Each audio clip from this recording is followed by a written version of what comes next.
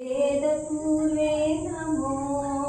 भगवते श्रीमङ्गलं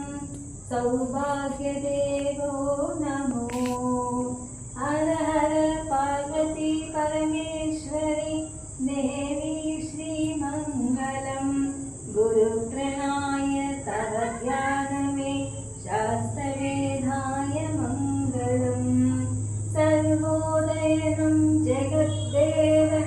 गुरुपूर्वे नमः सर्वज्ञानाय शान्तस्तनं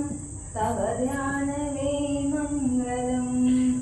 यजद्वायनं योगस्तनं सर्वे प्रणाय सिद्धाङ्गं वेदरूपं ज्ञानभावं कीर्तियोगं शिवगुरो तत्वेदाय नित्वेदं सर्वोदयं मादिवेदं सिद्धवेदं गुरुप्रणयं सर्वोऽध्ययनं कालज्ञां सर्वे प्रणयं सौभाग्यरूपं ध्याननित्यं शङ्करं चन्द्रशेखर शशिवर्णादन शङ्खरुद्राय नमः शिवं परमात्माय वेदगुरुपूर्वे नमः शिवाय नमः ॐ महादेव मूलमन्त्रं जगज्योति नमः प्रणम्